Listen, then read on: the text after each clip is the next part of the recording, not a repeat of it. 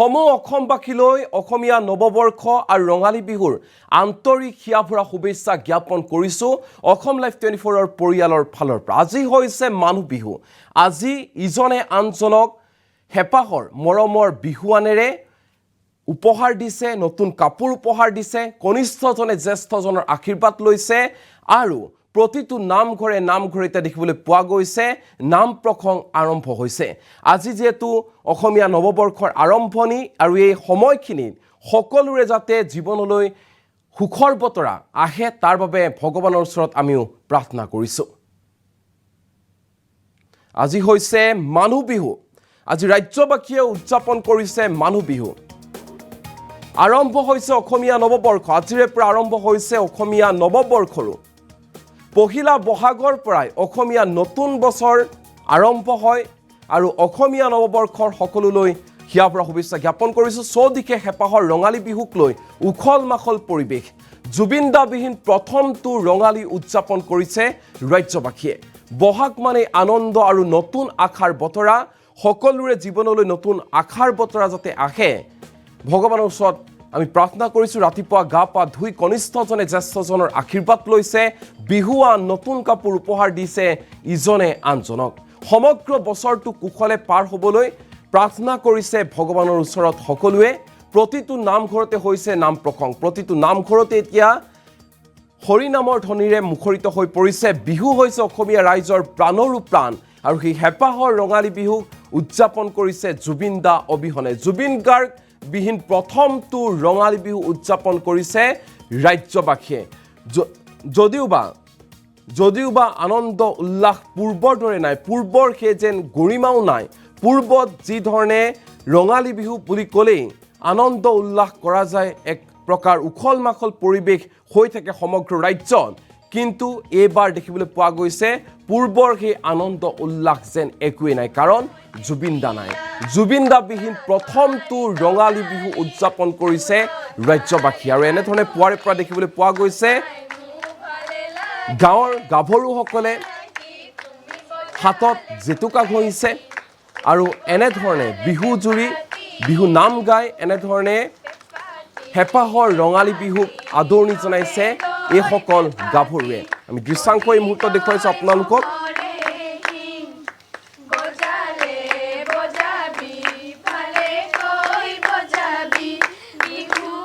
আৰু এনেধৰণে দেখিবলৈ পোৱা গৈছে ৰাজ্যৰ বিভিন্ন প্ৰান্তত বৰ্তমান সময়ত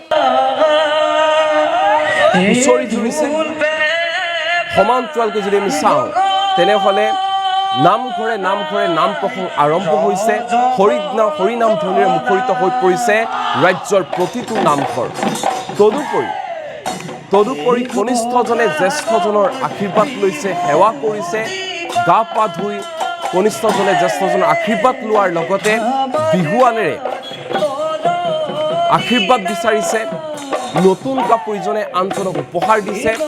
এয়া হৈছে পৰম্পৰা। এই পৰম্পৰা ৰক্ষা কৰিছে প্ৰতিজন অসমীয়া। আমি আকৌ কৈছোঁ পূৰ্বৰ দৰে সেই আনন্দ উল্লাস আজি নাই, কাৰণ জুবিন দা নাই। জুবিন দাবিহীন প্ৰথমটো ৰঙালী বিহু উদযাপন কৰিছে ৰাজ্যবাসীয়ে আৰু এনেধৰণৰ পৰিৱেশ দেখিবলৈ পোৱা গৈছে। হুঁচৰি গাইছে ৰাজ্যৰ বিভিন্ন প্ৰান্তত। এইসমূহ দৃশ্য আমি এই মুহূৰ্তত আপোনালোকক দেখুৱাই আছোঁ। পৰিয়ালৰ জ্যেষ্ঠজনৰ পৰা কনিষ্ঠসকলে আশীৰ্বাদ লৈছে, বিহুৱান আদান প্ৰদান কৰিছে, হুঁচৰি গাইছে, পিঠা পনা, লাড়ু, দৈ চিৰা আদিৰ লগতে পৰম্পৰাগত খাদ্যৰ আপ্যায়ন কৰা হৈছে প্ৰতিটো ঘৰত। হুঁচৰি জুৰিছে, ঘৰে ঘৰে হুঁচৰি দল ইতিমধ্যে গৈছে। দৃশ্যাংশসমূহ এই মুহূৰ্তত আমি আপোনালোকক দেখুৱাই আছোঁ। মানুহ বিহুৰ দিনা সকলো ভেদাভেদ পাহৰি সকলো একত্ৰিত হয় আৰু নতুন বছৰটোৰ সুখ শান্তি সকলোৱে কামনা কৰে। আৰু মানুহ বিহুৰ এই দিনটো এনেধৰণে উদযাপন কৰে প্ৰতিজন অসমীয়া বাপতি সাহোন। বিহুৰ ভিতৰত ৰঙালী বিহু হৈছে অন্যতম আৰু এই বিহুৰ দ্বিতীয় দিনা পালন কৰা হয় মানুহ বিহু। তাৰে পৰিৱেশ এই মুহূৰ্তত আমি আপোনালোকক দেখুৱাই আছোঁ। আজি পহিলা বহাগ, মানুহ বিহু আৰু অসমীয়া নৱবৰ্ষৰ প্ৰথমটো দিন। অসমীয়া নৱবৰ্ষৰ প্ৰথমটো দিন ৰাজ্যজুৰি ৰঙালী উৎসাহ উদ্দীপনা দেখিবলৈ পোৱা গৈছে। আমি আগতেও কৈছোঁ যে জুবিন দা নাই, জুবিন দা বিহীন পূৰ্বৰ সেই আনন্দ উৎসাহ নাই, কিন্তু পৰম্পৰা সকলোৱে জীয়াই ৰাখিব লাগিব। পৰম্পৰা সকলোৱে জীয়াই ৰখাৰ স্বাৰ্থত এনেধৰণে হেঁপাহৰ ৰঙালী বিহু উদযাপন কৰা পৰিলক্ষিত হৈছে।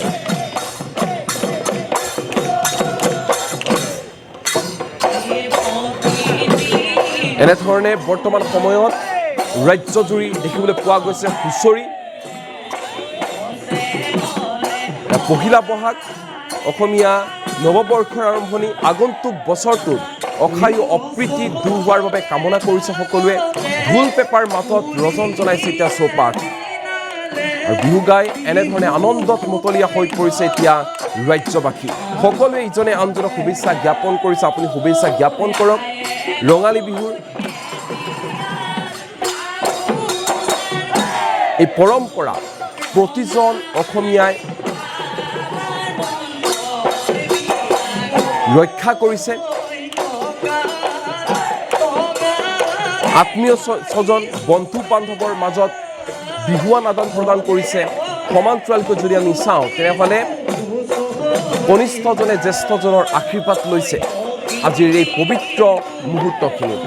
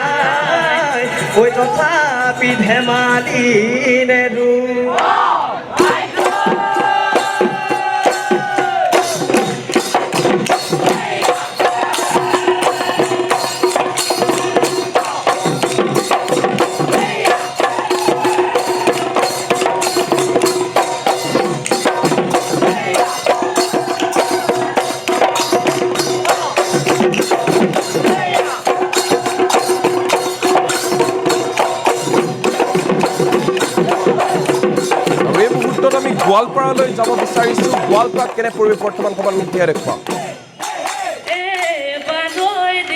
আজি পহিলা বহাগ সমূহ অসমবাসী ৰাইজলৈ অসমীয়াৰ হেঁপাহৰ ৰঙালী বিহুৰ শুভেচ্ছা জ্ঞাপন কৰিছোঁ। আজি পহিলা দিনৰ বহাগৰ দিনটোত আচলতে উখল মাখল ৰাজ্যৰ চৌদিশে, আৰু আমি ইয়াৰ পৰিৱেশ দেখুৱাম কৃষ্ণাই পাইকানত আচলতে যুৱতীসকলে আজি ৰাতিপুৱাৰ পৰা ব্যস্ত হৈ পৰিছে ৰঙালীক লৈ, আৰু সেই ব্যস্ততা আমি দেখুৱাম। ৰাতিপুৱাই আচলতে সকলোৱে ঘৰৰ পৰা ওলাই জেতুকা পাত ছিঙি আনি জেতুকাৰে হাত বুলোৱাৰ যি আৰম্ভ কৰিছে, বিহু নাচিব, আৰু সেইকাৰণে গোটেই যুৱতীসকল এনেদৰে একত্ৰিত হৈছে। মই পুনৰবাৰ কৈছোঁ, হেঁপাহৰ ৰঙালী বিহু বুলি কোৱাৰ লগে লগে এক উখল মাখল পৰিৱেশ চৌদিশে।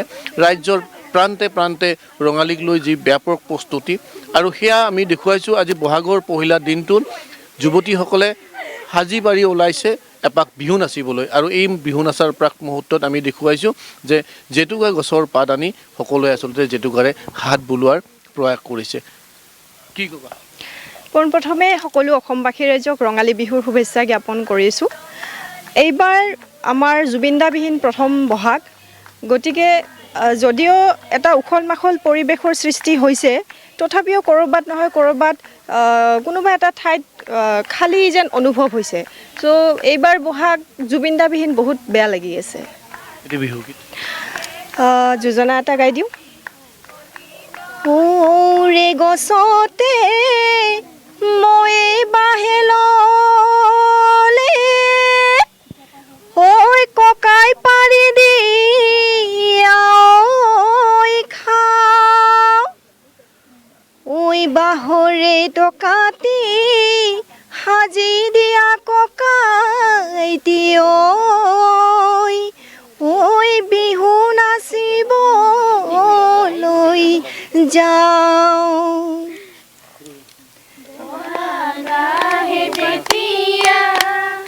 চেনাইটি কুলিয়ে কান্দে তেতিয়া বাজিলে গগনা চেনাইটি বন্তৰা তেতিয়া তথাৰি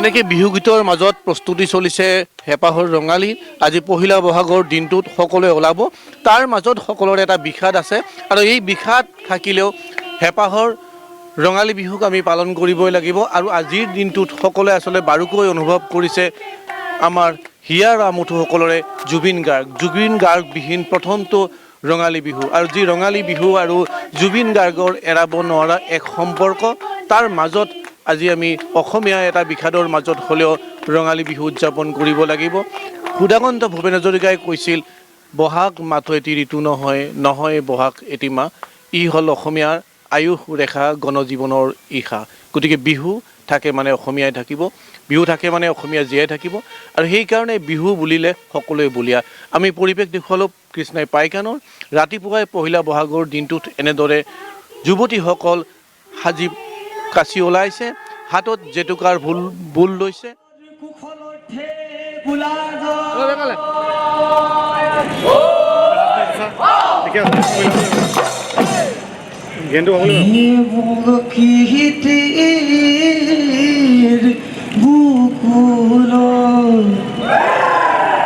বসন্ত কাল আহিলে